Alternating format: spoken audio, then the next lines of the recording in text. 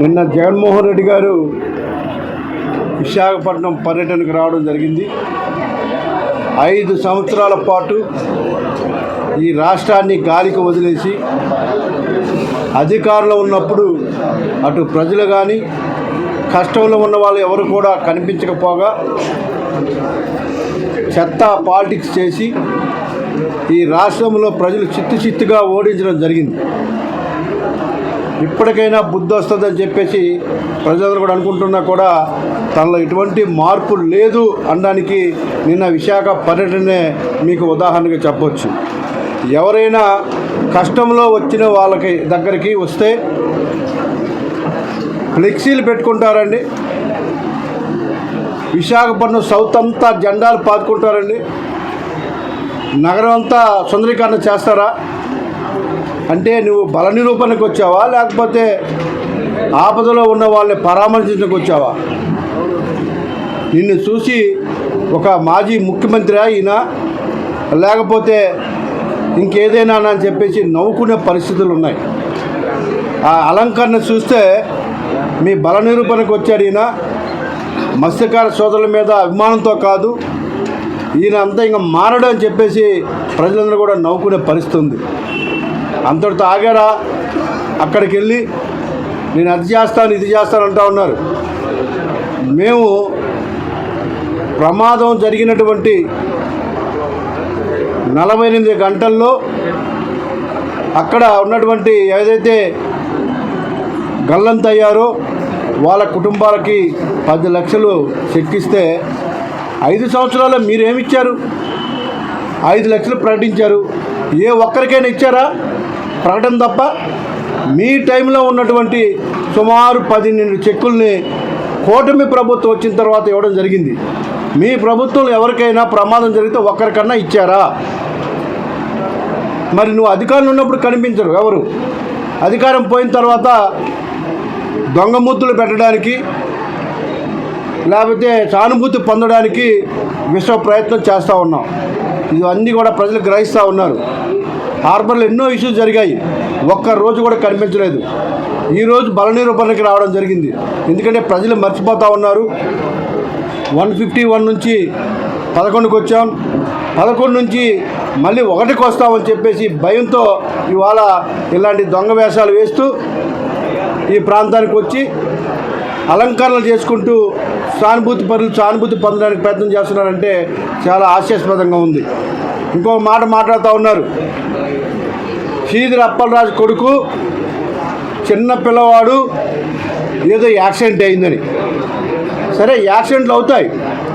Accident చేసిన వ్యక్తి ఆ యాక్సిడెంట్ ఏదైతే ప్రమాదంలో గాయపడ్డారో ఆ వ్యక్తిని కానీ హాస్పిటల్కి తీసుకొని వెళ్ళుంటే ఇవాళ అబ్బాయి బతికేవాడు.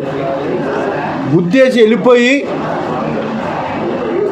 ఇంకొక అబ్బాయిని ఆ ప్లేస్లో పెట్టి ఒక రోజంతా డ్రామా చేసి 9 లక్షలు ఇస్తామని చెప్పేసి ఒక అగ్రిమెంట్ చేసుకొని వాళ్ళకి 9 లక్షలు దఫదపాలుగా ఇస్తామంటే మళ్ళీ పెద్దలు తిరుగుబాటు చేస్తే 9 లక్షలు ఇచ్చి ఆ కేసును తప్పుదారి పట్టించడానికి చిన్నపిల్లడు చేస్తాడు ఆ పనులు. ఏం శ్రీధర్ అప్పలరాజు తెలియకుండా జరిగినాయా? అది చిన్నపిల్లడు తప్పు చేయడం అంటారా?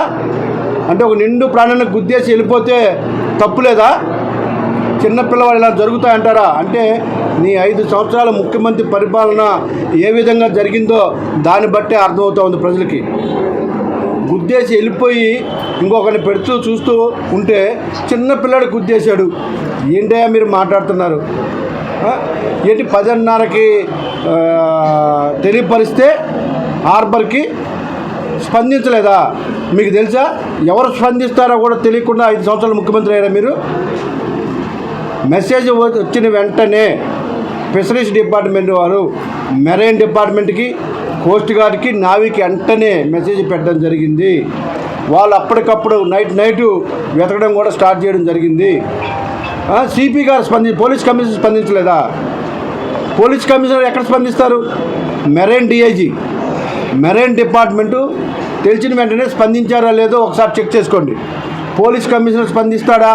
ఆ డిపార్ట్మెంట్ని మెరైన్ డిఐజీ చూస్తారా అని కూడా తెలియకుండా 5 సంవత్సరాలు మీరు పరిపాలించారంటే చాలా ఆశ్చర్యంగా ఉంది. సో మీరు చేస్తున్నది ప్రచారం కోసము లేకపోతే సానుభూతి కోసం అనే విషయం చాలా స్పష్టంగా తెలుస్తూ ఉంది. ప్రజలందరూ కూడా గ్రహిస్తూ ఉన్నారు. మీ మాయ మాటలని మీ చమక్కులు నమ్మే పరిస్థితి లేదు. ఈసారి మీకు ఒక సీటే అని చెప్పేసి కూడా చాలా స్పష్టంగా తెలియజేస్తూ ఉన్నాం. సరే, బోటు ప్రమాదానికి సంబంధించి సాయంత్రం 4:30కి ప్రమాదం జరిగిందని ఒక పార్టీకి సంబంధించిన నాయకుడికి ఫోన్ కాల్ రావడం జరిగింది. సో 9:30-10 గంటల వరకు అధికారులకు తెలియకుండా ఉండడాన్ని ఇక్కడ కూటమి ప్రభుత్వానికి మైలేజ్ వస్తున్న విషయం మీద వస్తున్నటువంటి కొన్ని ఆరోపణలు ఉన్నాయి.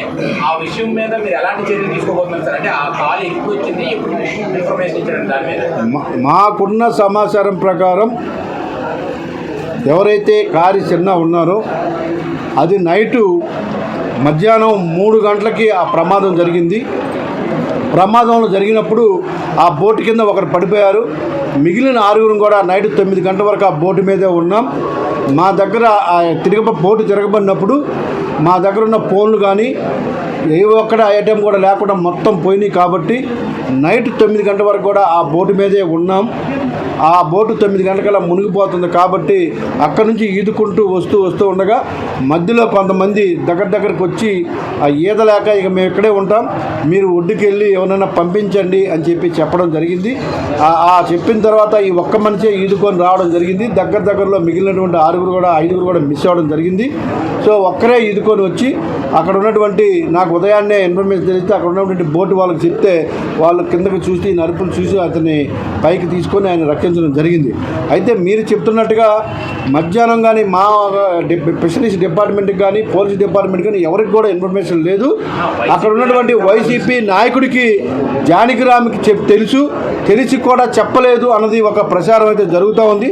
దాని మీద ఎవరైనా కానీ కంప్లైంట్ చేసినా లేకపోతే అది ఊరికి ఊహాగానమే తప్ప ఎవరైనా కానీ ఆ విధంగా జరిగి ఉందని కంప్లైంట్ చేసినా లేకపోతే ఆ విధంగా జరిగినట్టు మాకు ఏమైనా అనుమానం ఉన్నా కూడా దాని మీద విషయాన్ని చేపిస్తామని చెప్పి కూడా మీకు తెలియజేస్తా ఉన్నాం.